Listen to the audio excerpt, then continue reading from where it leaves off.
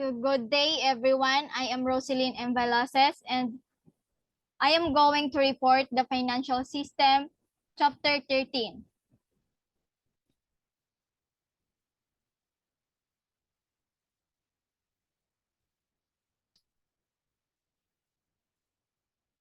Philippine financial system.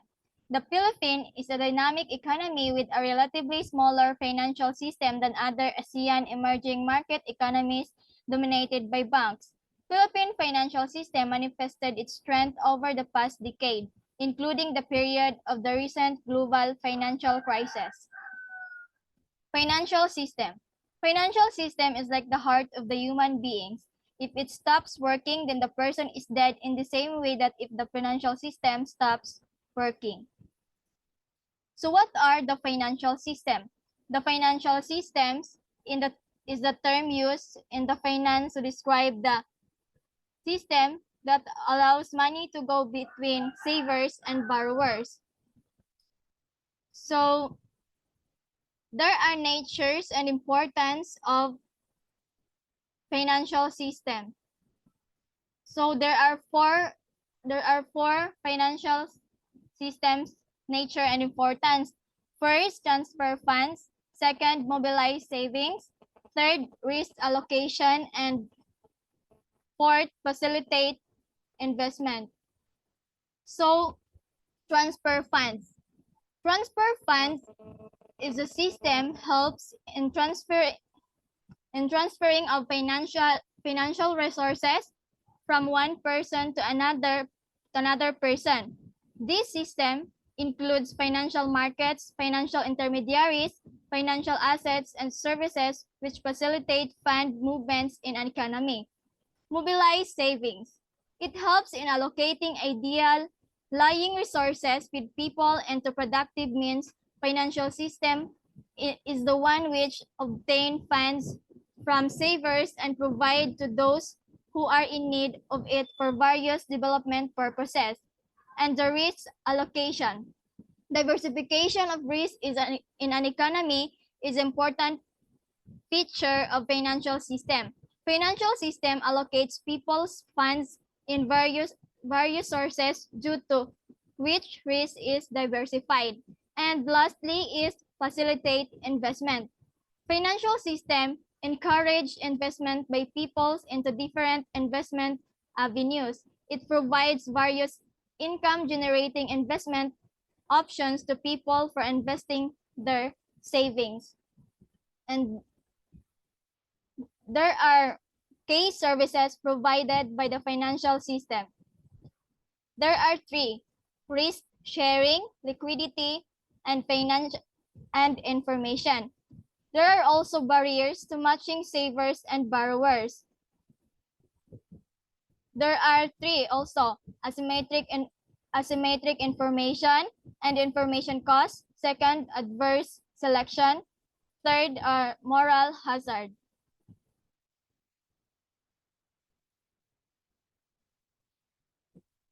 There are elements of financial system.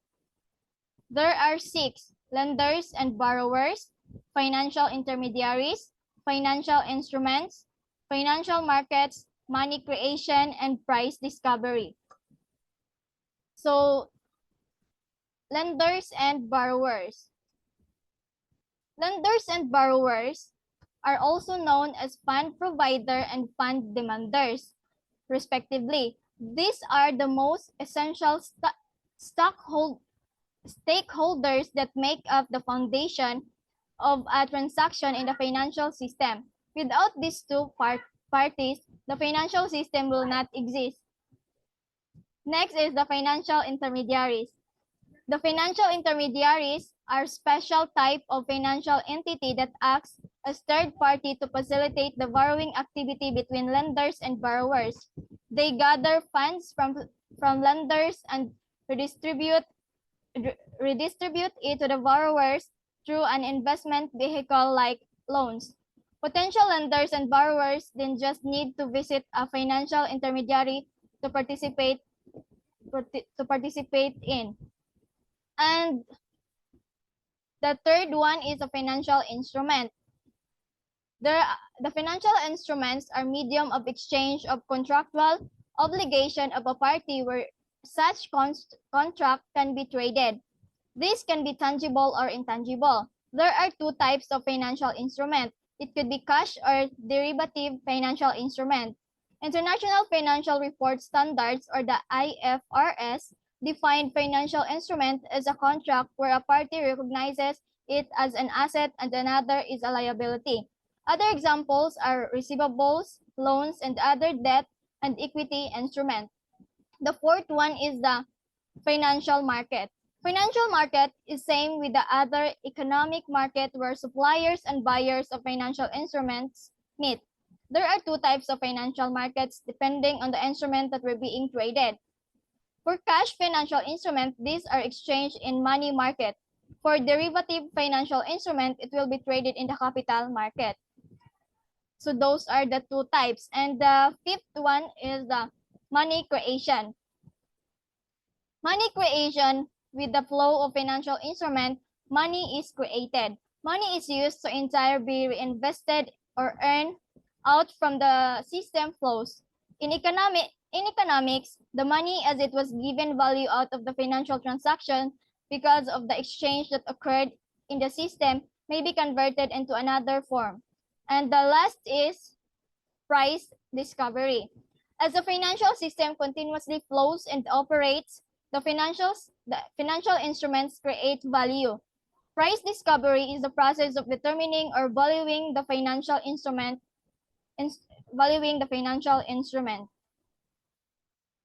Next, there are financial markets consist of two parts, the money market and the capital market.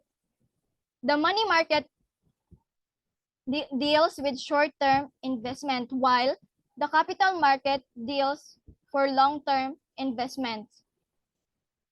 So what is the role of Bangko Sentral ng Pilipinas? The Bangko primary objective of the Bangko Sentral is to maintain price stability conducive to a balanced and sustainable growth of the economy and employment. It shall also promote and maintain monetary stability and the convertibility of the peso. So, next is the Bangko Sentral ng Pilipinas. Bangko Sentral ng Pilipinas, or the BSP, was created by the Republic Act number 7653, otherwise known as the New Central Bank Act of the 1993.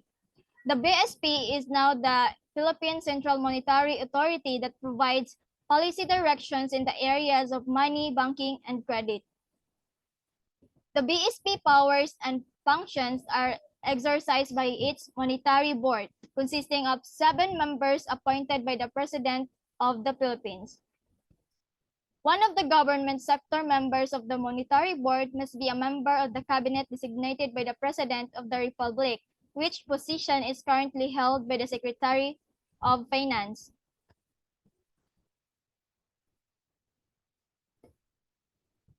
The governor is the chief of executive officer of the PSP and is required to direct and supervise the operation and interval administration of BSP.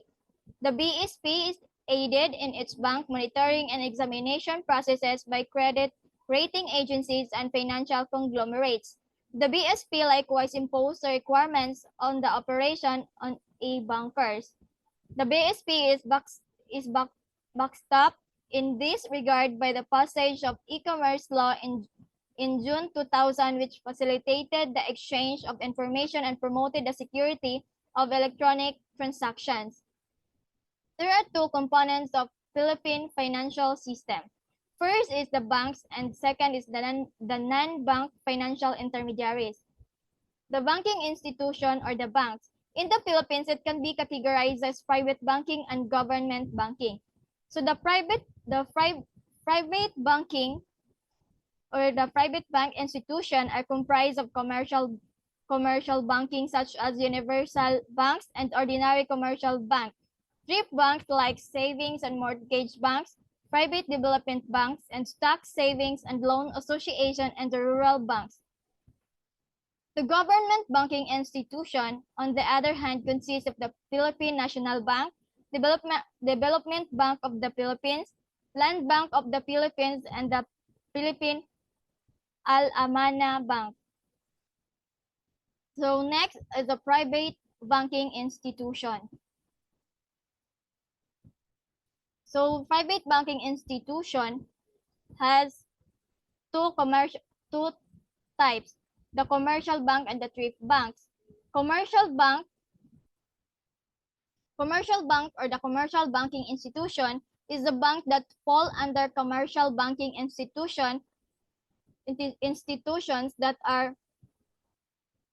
the ordinary commercial banks or non-expanded commercial banks. These banks continue to account for the bulk of the total resources of banking industry. The thrift banks are primarily engaged in mobilizing the small savings of the people. They provide funds for agriculture and industry at reasonable interest rates. The small producers like farmers, fishermen, craftsmen, and poor consumer can rely on such banks for financing their production and consumption inputs. The following banks fall under the category of thrift banks. So those are the Savings and Mortgage Bank, the Savings and Loans Association, the Private Development Banks, and the Rural Banks. The Savings and Mortgage Banks, the primary function of savings and mortgage bank is to receive time deposit of different types and invest in funds in a long-term investment. The Savings and Loan Association is very similar on the Savings and Mortgage Bank are the Savings and Loans Association nowadays. However, this institution may either be stock or a non-stock corporation. The private development banks. This is quite different from the government institution of the same name. It is a government entity, formerly the Rehabilitation Finance Corporation. And lastly, the rural banks. Rural banks fulfill the investment functions by allowing small farmers to finance their needs through the granting of loans for capital or other uses. So the government banking institution. There are four parts of the government banking institution. First, the Philippine National Bank, four types. The second is the Development Bank of the Philippines, the Land Bank of the Philippines, and the fourth, the Al-Amana Islamic Investment Bank of the Philippines. The Philippine National Bank or the PNB operates under the provision of Executive Order number 80, the 1996 revised chapter of PNB. And the Development Bank of the Philippines or the BP started operation in 1935 as the National Loan and Investment Board. Its first mission was to coordinate and manage trust funds. And the third is the Land Bank of the Philippines.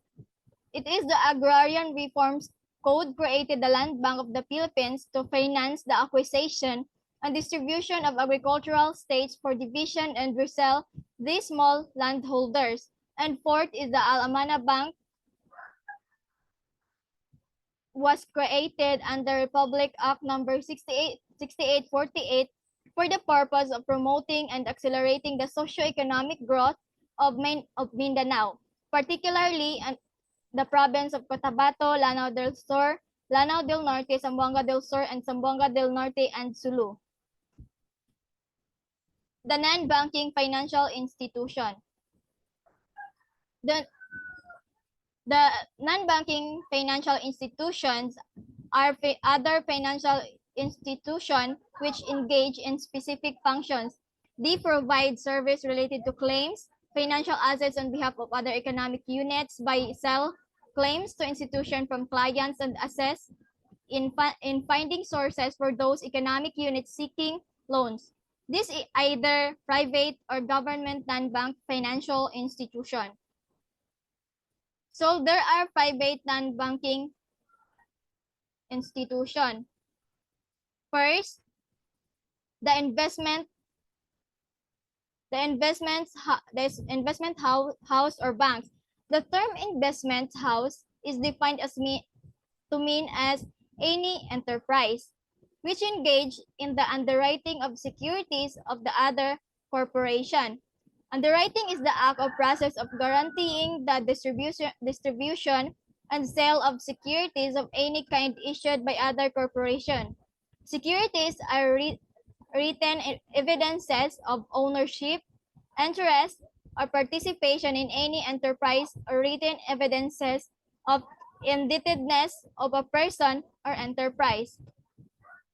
Second is the securities broker or dealers. Securities brokers are the pursuant to the provision of Revised Securities Act number Act. No broker, dealer, or salesman must engage in business in the Philippines.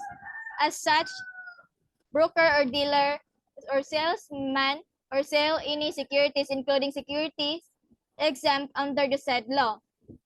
The third is building and loan association. A building and loan association is a special type of savings institution because of its very nature. However, it falls under this category in view of the fact that it also receives savings from the members and lend funds to them. The fourth one is the credit unions. A credit unions is another type of savings institutions.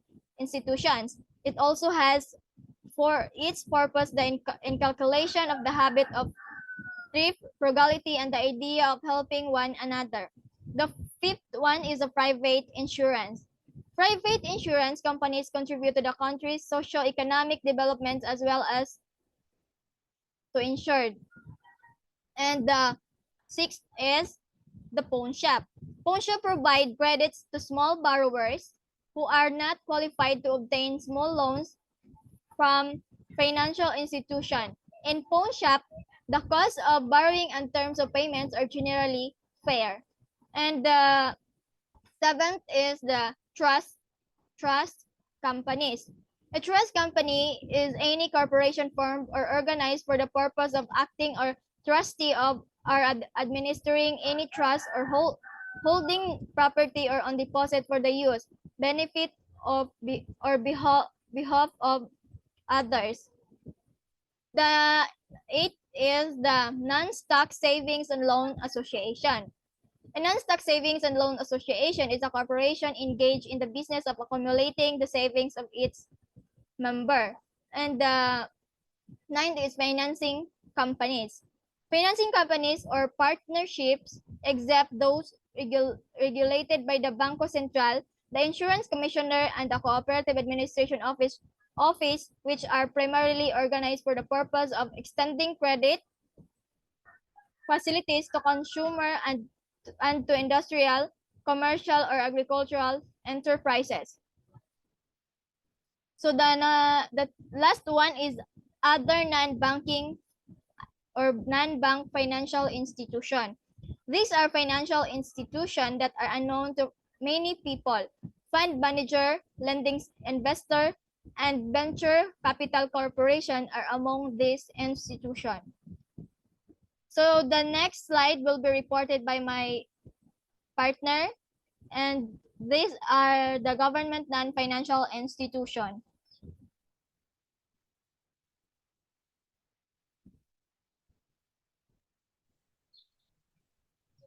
So government non-financial institution has four categories: the government service insurance system, then the social security system, Philippine Export Foreign Loan Guarantee Corporation, and the last is the National Home Mortgage Finance Corporation.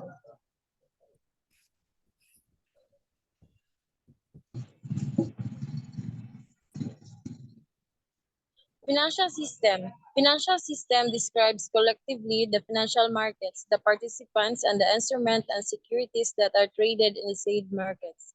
The function of this financial system is to channel the funds from lenders to the borrowers, provide a medium exchange, provide a mechanism for risk sharing, and provide a channel through which the central bank can influence the economy in general and the financial system in particular.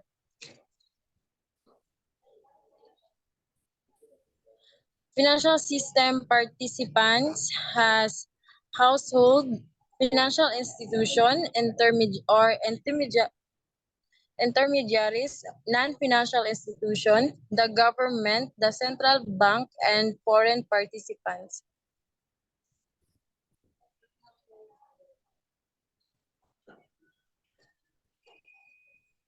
So for the household,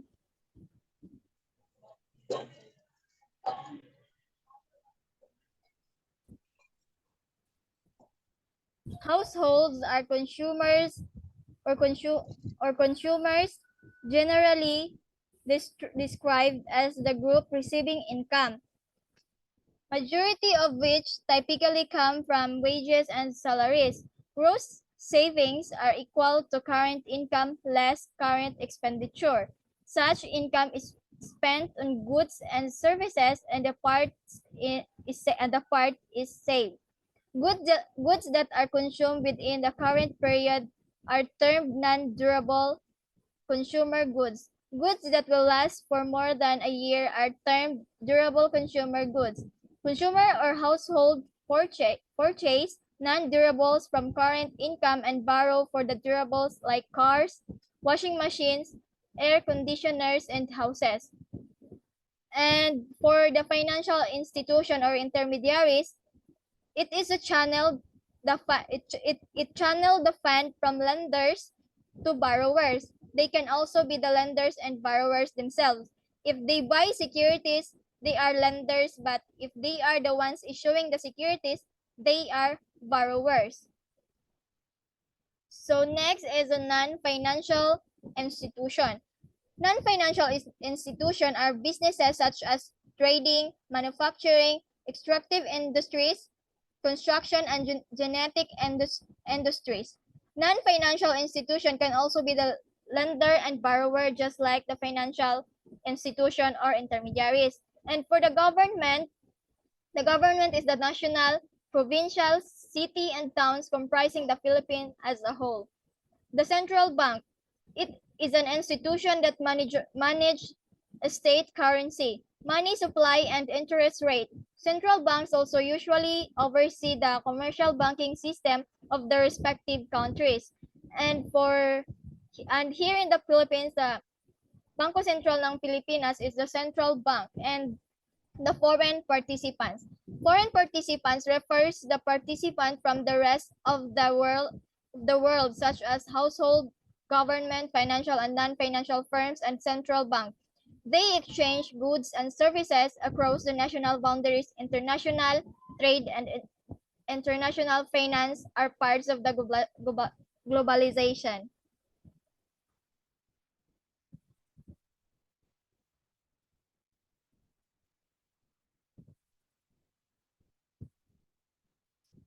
Kaya nakamute ka. I-unmute. The different institutions governed by Bangko Sentral Pilipinas basically divided into banking system and non-banking system. So first, monetary board, then next, governor. So under governor has monetary stability sector, supervision and examination sector, resource management sector, and the last is the structure of different sector.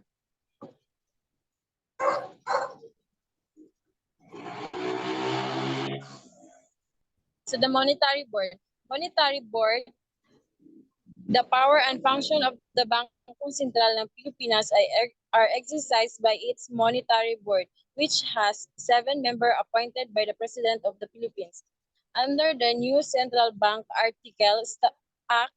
established certain qualification for the members of the monetary board and also prohibits member from holding certain position which other governmental agencies and private institutions that may give rise to conflict of interest, with the exception of the members of the cabinet, the governor, and the other members of the monetary board serve terms of 6 years until removed for post. So for the BSP Monetary Board, it consists of one chairman, and 6 members. So, objectives of Bangko Sentral ng Pilipinas has It has six objectives. First, maintain monetary policy conducive to balance and sustainable growth of the economy. Then next, maintain price stability in the country. Third, promote and maintain monetary stability and the convertibility of the peso. Fourth, maintain stability of the financial system. And fifth, provide payment and other financial services to the government, the public financial institution, and foreign official institution. And the last is supervise and regulate depository institution. Function of monetary board has six functions. First, issue rules and regulation it consider necessary for the effective discharge of the responsibilities. Second, direct the management of operation and administration of Bangko Sentral. Third, establish a human resource management system. Fourth, adopt an annual budget for unauthorized such expenditures in Bangko Sentral. And fifth, in, indem- indemnify its member and other officials of Bangko Sentral.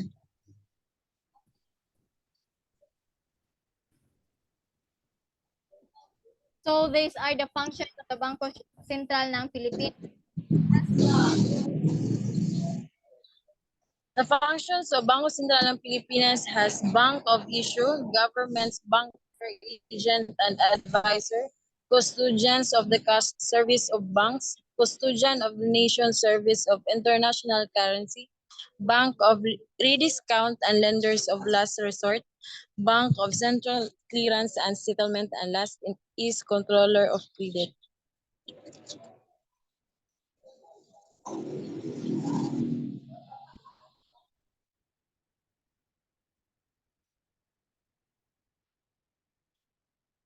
Monetary policy and the financial system. Monetary policy refers to the manipulation of the money supply to affect the economy of the country as a whole. It larger impact interest rates, increase in the money supply, lower short-term interest rates.